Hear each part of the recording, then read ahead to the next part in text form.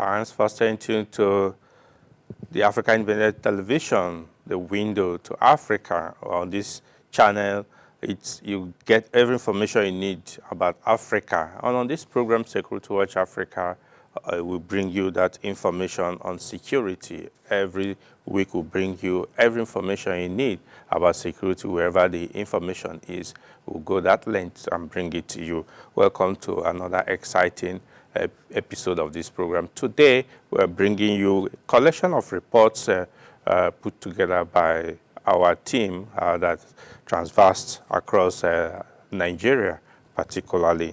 Yes, I want to begin by debunking the rumor yesterday that terrorists attacked University of Maiduguri. It's not true at all. It was just the handwork of mischief makers trying to create crisis in the school. The incident made students to be running helter-skelter, and some got injured. But the school is safe as we speak. When the information was going around, we contacted the authorities over there in Maiduguri, Borno State, to find out what the situation, and everything was calm, no situation. The authority has also been able to inform the students and the public of the peaceful nature in the school.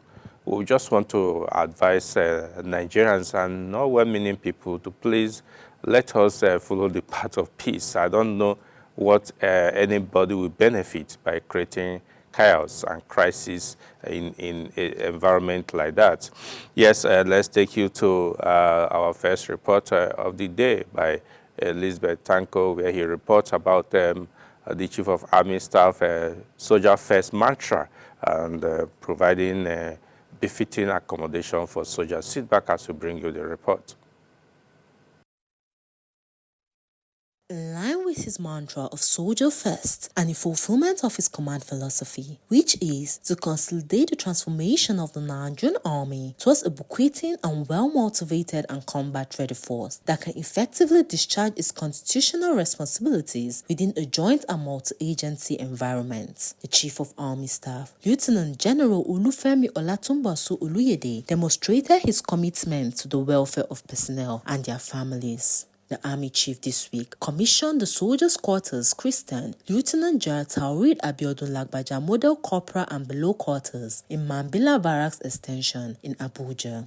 After the commissioning, General Oluyede led other dignitaries on a tour of the quarters and presented keys to some soldiers' beneficiaries. Was constructed by Headquarters Mali and commissioned today by the Honorable March 2025.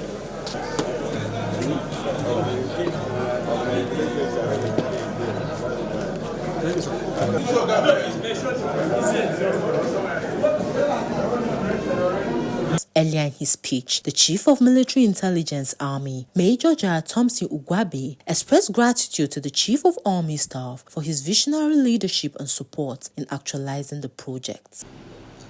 I sincerely appreciate the Chief of Army Staff for accepting to do the Nigerian Army Intelligence Corps this great honor of commissioning this project in person.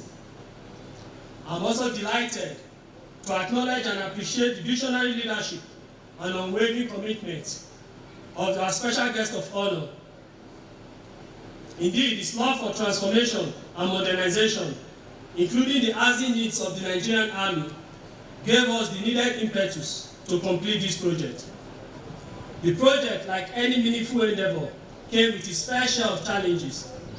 When the idea was first conceived, there were doubts, rumors, and even discouragement from some quarters. But we drew straight from another principle that has guided me in life, which is he who dares wins. Despite the odds, we pressed on. Every resource mobilized, every brick laid, and every challenge overcame was driven by the unwavering belief that our soldiers deserve the very best. This building, therefore, stands as a testament to our perseverance and an enduring commitment to the welfare of our men. The Chief of Military Intelligence also stated that the project is in line with the COA Soldier First mantra. Major General Ugwabe emphasized the strength of the Nigerian army lies in the dedication and well-being of the troops. I have always believed that the strength of our army lies more in the dedication, resilience, and well-being of our personnel than in weaponry and strategies. Indeed, our soldiers are the backbone of the army, the bedrock upon which our collective success rests. Ensuring their welfare is therefore not just a duty, but also a moral obligation. This position was championed by the late Chief of Army Staff and is also the mantra of the Special Guest of Honor. In this regard, the Special Guest of Honor Soldiers First philosophy leaves no doubt whatsoever. Indeed, the Special Guest of Honor has tirelessly championed initiatives that prioritize the welfare of soldiers, recognizing that a well-cared for and motivated force is an unstoppable one.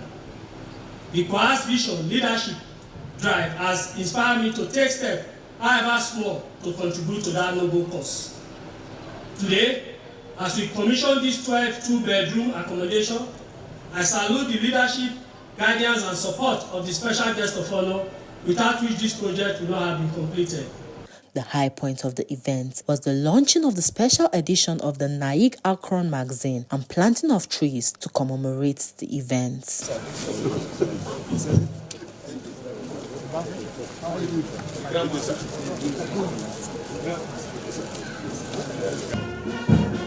Let's come back, gentlemen. Let's come back, gentlemen.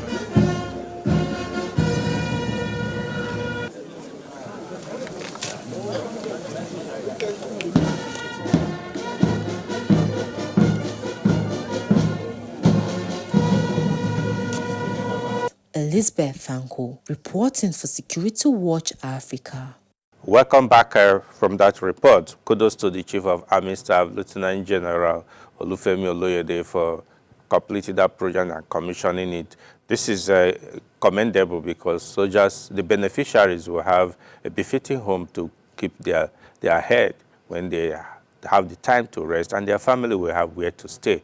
Yes, let's go to the Nigeria Customs Service, where they have taken the niche higher to provide to the communities through their social corporate responsibilities of giving back to the society. Sit back as Lucy Tawo brings us the report. The Comptroller General, Nigeria Customs Service (CG), Bashiri Adewale Adeniyi, has established a Corporate Social Responsibility (CSR) unit for the Nigerian Customs Service. This Thursday in Abuja, CG Adeniyi accompanied the Minister of Finance and Coordinating Minister of the Economy, Mr. Wale Edun, to launch the initiative named Custom Care at the Government Secondary School, Use Zone 3, Abuja. Speaking at the launch, the CG gave reasons for the initiatives and breakdown of what has been done. Customs Care is strategically aligned with President Bola Ahmed Tinubu's Renew Hope agenda, which emphasizes holistic national development through targeted interventions in critical sectors. The program, specifically, is intended to support the 8 priority areas outlined in the agenda, while simultaneously advancing the United Nations Sustainable Development Goals, SDGs. Inspired by the 2 frameworks, we are focusing on 6 key pillars, implementing a rich mix of activities that will be carried out in all our areas of operations, including, of course, but not limited to our border areas. The first pillar is education, and we are happy to be here today to speak to some of the needs of GSS Wuse Zone 3. After our consultations with the authorities of GSS Wuse Zone 3, we were able to identify that there are some gaps in security. And in response to this, we have commissioned the installation of CCTV cameras and solar-powered streetlights throughout the compound. However, we are also very desirous to make impact in our interventions. We have therefore examined the school's auditorium, and we have decided to intervene in the renovation of the school's auditorium Our technical team has visited the auditorium. We have compiled all we need, and in the next few days, we will commence the full renovation of the school auditorium.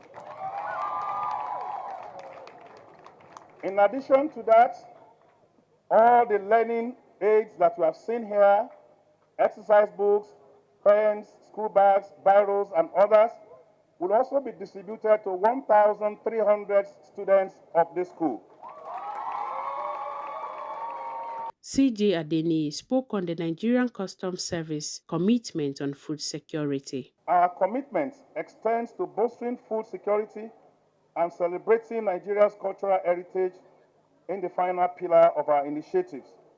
Under this, which is designed to focus on comprehensive community development, Customs will support agricultural extension services. We will coordinate food donation programs, amongst others.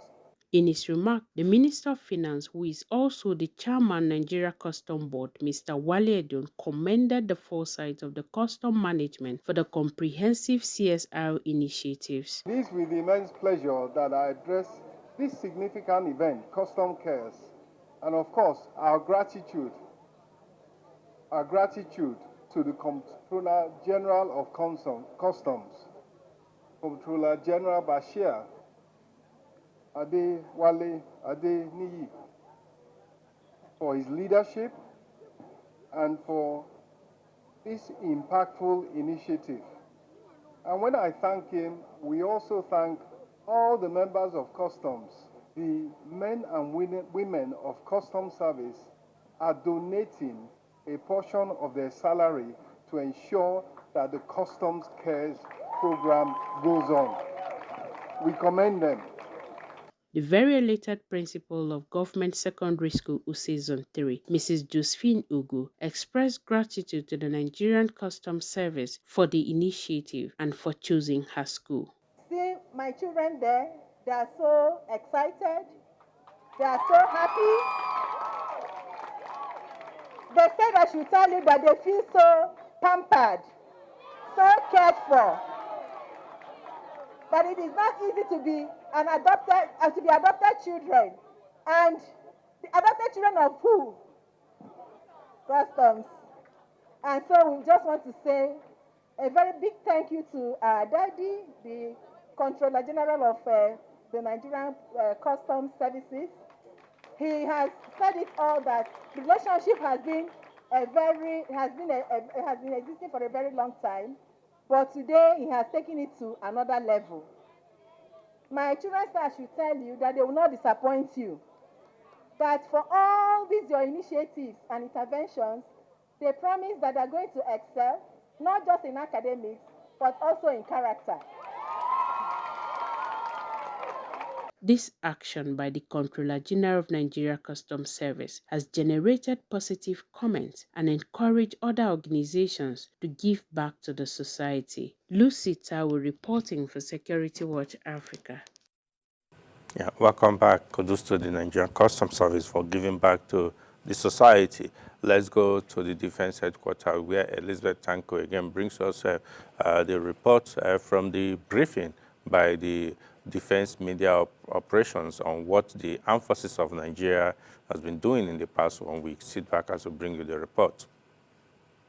Troops of the Armed Forces of Nigeria, AFN, are actively fighting in various theaters of operations across the country and are focused on destroying the terrorists and their cohorts across the nation. The Director, Defense Media Operations, Major General Marcus Kangi, made this assertion at the bi-weekly briefing of the ongoing military operations across the country at the Defense Headquarters. General Kangi disclosed that during the week, some repentant and rehabilitated terrorists were handed over to the Borno State government.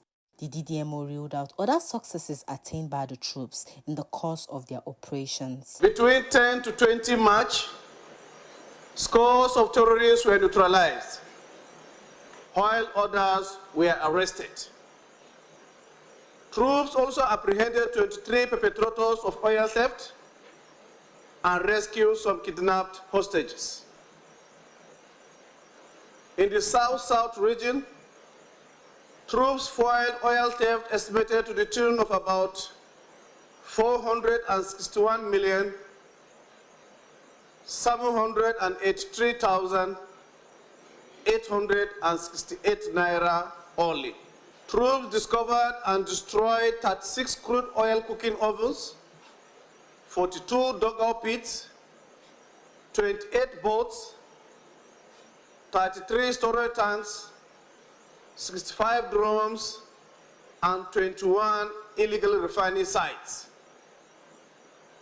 Other items recovered include pumping machines, tricycles, motorcycles, mobile phones, and some vehicles, among others.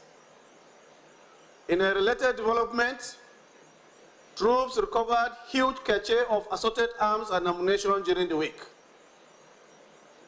The weapons recovered include AK-47 rifles, locally fabricated guns, den guns, pumping machines, locally fabricated pistols, and RPG tubes, among others.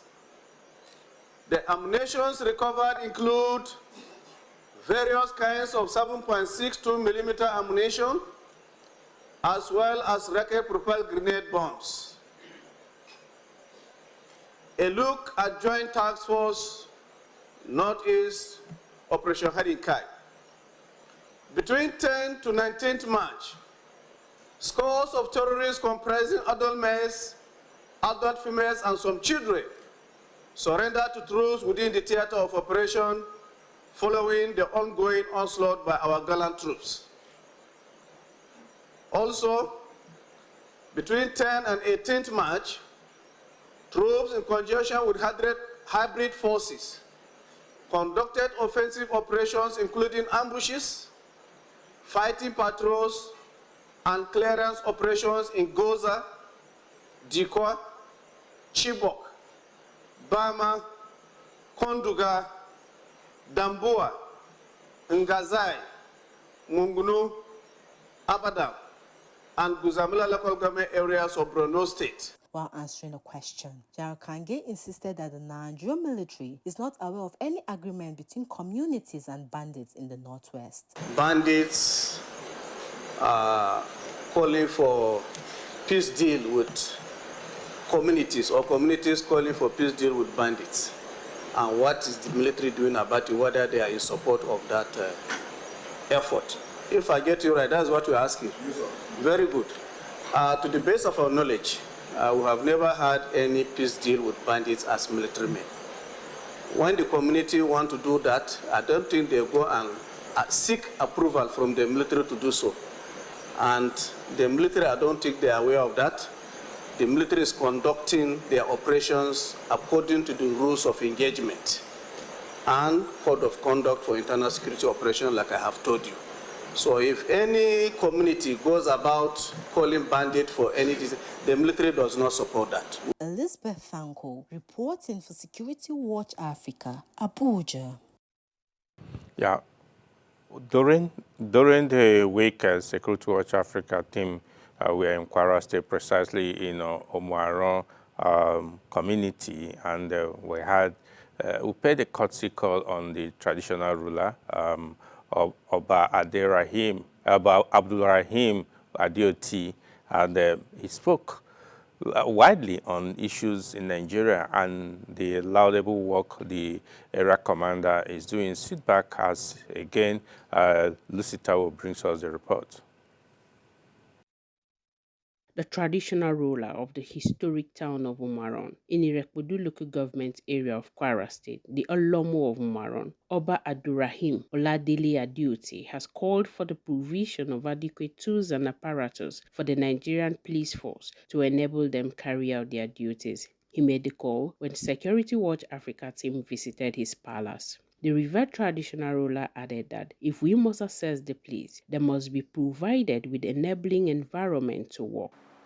It's just as when you write an examination, they will score you once you are not below 50%. But with Nigerian police force, you have to first of all think of what are the tools apparatus made available for the police to work. Before you start assessing the performance, what are the things made available for an officer to work? As a police force, what are those things, the gadgets that you must use before you can perform and hit the target? Oba Adeoti questioned why until now Nigeria still find it difficult to track down kidnappers. Everybody knows in Nigeria today that the number one problem we are facing in Nigeria is the issue of security. You see, I don't know how we can say it. If with Nigerians' age, when I say Nigerians' age, since from independence to date, we can't nap, you can't know specifically where a kidnapper is hiding. And so many other factors surrounded this inefficiency. The well-traveled traditional ruler spoke on the impact of the area commander of Omaron, ACP Ismail Muazu, whom he said has transformed the police in his area. He started collating the numbers of those that can assist him without anybody's knowledge. If he has not been doing good, if he has not provided the enabling environment for himself, might be in talking, might be in actions, might be in some form of police assistance to those people. It might not have been easy as for him the way he went about doing it and the way he eventually succeeded. It started with the patching. Some of the crack walls, especially where you have the coin, it is a different rendering entirely, painting, furnishing, and what have you again. He went ahead to illuminate the Area Command Office against external attack or aggression. By the grace of God, if you go to the Area Command Office today and the unit is light, because he installed a solar power light. If you go there by 8, 9 p.m., then one will be able to appreciate what I'm trying to say. As somebody that is fully objective in listening, in talking, and in working. You see, it's objective people that will accomplish their goals. Just give them a place to work. I won't say an enabling place. He turns the fortune around of the area command, and today if you see it, you know that yes, this is a befitting area command office at the local government headquarters level. The Oba described ACP Muazu as what a true police officer should be. If truly police function is to maintain peace and to be seen as a friend of the people, I think Alhaji Muazu is a good example of a police that can parade himself that is a friend of the people. The traditional ruler of Omaron advised Nigerians to help in developing the nation. Our approach in the individualist character is not helping the situation. We are not helping the government. We should not expect everything from the government. But the government should provide the little and try us if we change or not. But by the grace of God, Nigeria is going to be good. Lucy Tawo reporting for Security Watch Africa. Yeah, we have come to the end of this edition of your program, your weekly security and safety tonic. If you have enjoyed watching us, join us again next week when we'll bring you another exciting edition. Before then, follow us on all our social media platforms. Send us your views and your questions so that we can get some response, or tell us what the area you want us to focus on, then we'll bring it to you. Until next week, we'll come your way again. As I said, thanks for staying tuned and bye for now.